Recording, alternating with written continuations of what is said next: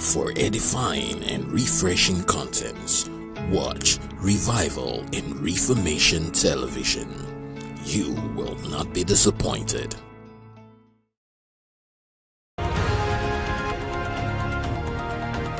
Welcome to Word Express. Welcome to a new week in the grace and in the mercy of God. We continue to learn the gospel, which is very crucial for our lives. If we learn the gospel, if we understand the gospel, then we'll be able to live the Christian way. Now we look at the day, we say the end of the year is near. But guess what? The end of the world is so near, so close. And so we must clothe ourselves with the gospel, have understanding of Jesus and what he accomplished for us on the cross of Calvary. So last week we ended with 1 Thessalonians chapter 4, speaking about the catching up of the saints. We call it the rapture. You know, a lot of people are making long-time plans. But guess what? We need short-time plans also, because the Son of God is going to come when no one expects.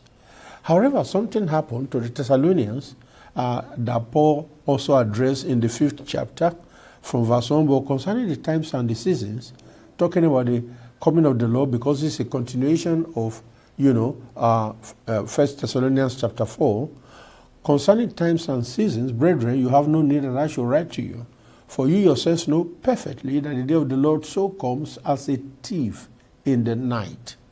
For when they say peace and safety, then sudden destruction comes upon them, as labor pains upon a pregnant woman, and they shall not escape.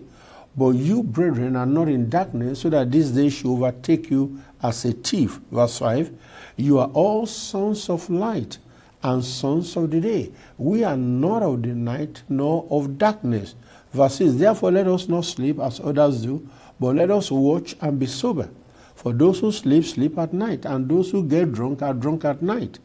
But let us who are of the day be sober, putting on the breastplate of faith and love, and as a helmet the hope of salvation. For God did not appoint us to wrath, but to obtain salvation through our Lord Jesus Christ, who died for us, that whether we wake or sleep, we should live together with him.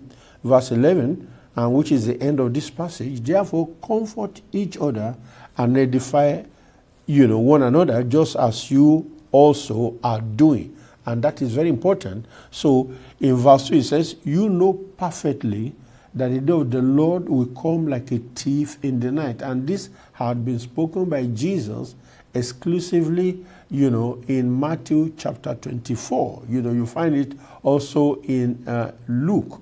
Okay, and that's very important. So that he will come as a thief in the night. So that means the thief does not tell you when he's coming.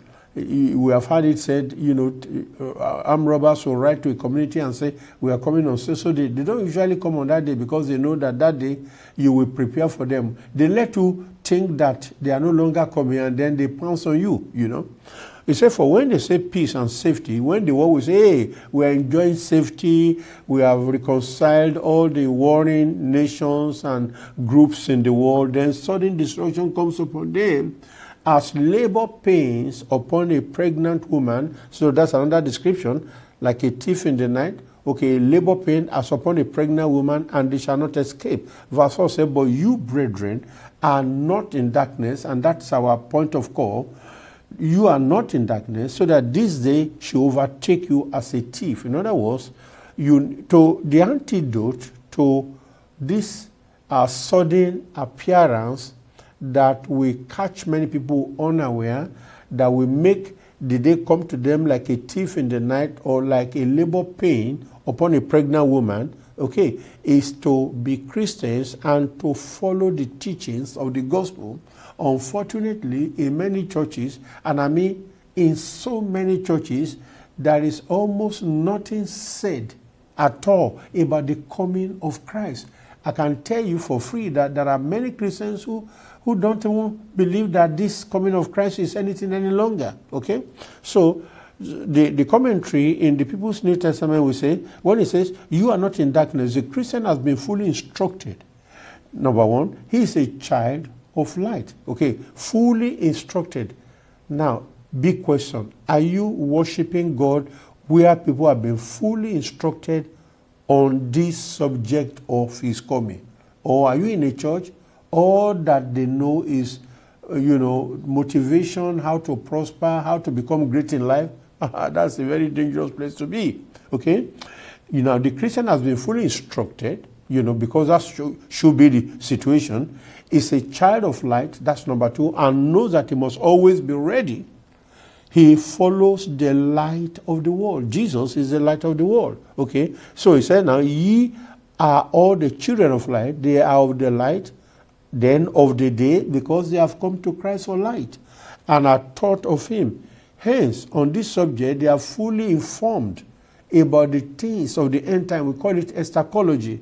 Those are of the night who turn away from the light and refuse to accept it, So when he says, but you are taught of him, hence, on this subject, they are fully informed. Children of God like you and I, we are fully informed about the coming of the Lord.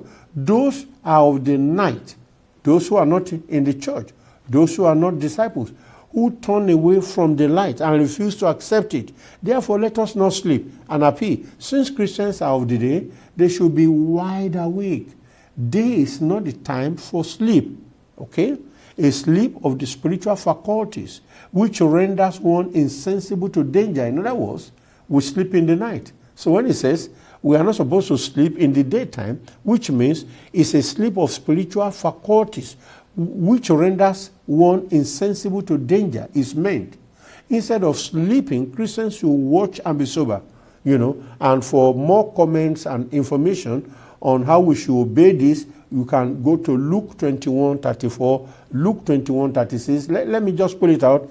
Jesus said in Luke 21:34, but take heed to yourselves, lest your hearts be weighed down with carousing, drunkenness, and cares of this life, and that they come on you unexpectedly. Okay? And in verse 36, he says, watch therefore, and pray always, that you may be counted worthy to escape all these things that will come to pass, and to stand before the Son of Man. And this is amazing. Therefore, Christians who are of the day should be wakeful and watching. They that be drunken are drunken in the night.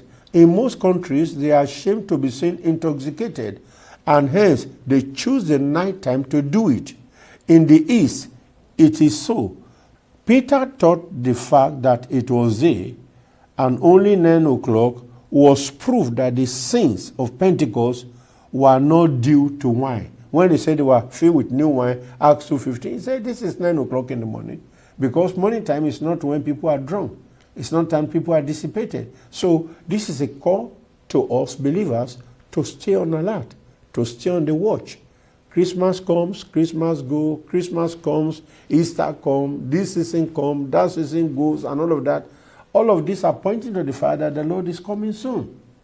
May you be counted worthy on the day that the Lord, calls up his saints to join him in the cloud of glory. Remember to like, to share, and to subscribe. I know Christmas is approaching, but also know that Jesus is coming soon. See you again tomorrow. This is Revival in Reformation Television. Keep watching.